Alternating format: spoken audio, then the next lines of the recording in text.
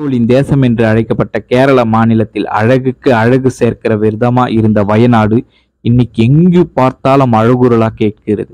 இதோட ஆரம்ப கால வரலாறு என்னன்னு நம்ம இப்ப பார்க்கலாம். பண்டைய காலத்துல இந்த நிலம் வேத பழங்குடி ராஜாக்களால் ஆளப்பட்டது. அதுக்கப்புறமா பிற்காலத்துல இது பழசி ராஜாக்களால் ஆளப்படுது. அதுக்கப்புறமா இந்த பழசி ராஜாக்கள் கிட்ட இருந்து ஹைதர் அலி இந்த இடத்த ஆக்கிரமிப்பு பண்றாரு. அதுக்கப்புறமா ஹைதர் அலி புற்றுநோய் பாதிக்கப்பட்டு அவர் இறந்ததுக்கு அப்புறமா அவருடைய மகனான திப்பு சுல்தான் அவங்க கிட்ட இந்த வயநாடு வருது.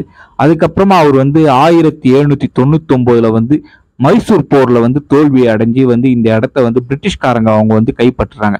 அதுக்கப்புறமா பிரிட்டிஷ்காரங்க அவங்க கண்ட்ரோலுக்கு வந்த உடனே வயநாடு பணப்பயிர்கள் அவங்க கொண்டு வர ஆரம்பிக்கிறாங்க. அவங்களோட எண்ணமே எப்பவுமே பைசாவை ஏன் பண்றதாவே வயநாட்டிலே அதே மாதிரி பணப்பயிர்களை நடவு செய்யறாங்க.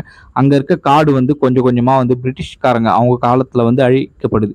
அதுக்கப்புறமா நாடு சுதந்திரம் அடைஞ்சதுக்கு அப்புறமா 1956 கேரளா மாநிலமும் மொழிவாரி மாநிலத்துல ஒன்னா பிரிக்கப்படுது.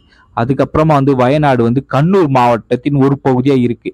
பின்னர் தெற்கு வயநாடும் கோழிக்கோடு மாவட்டத்துல சேர்க்கப்படுது. பின்னர் நவம்பர் 1, 1980 அந்த வருஷம் தெற்கு வயநாடு வடக்கு வயநாடு ரெண்டுமே இணைஞ்சு இருக்கிற வயநாடு உருவாக்கப்படுது.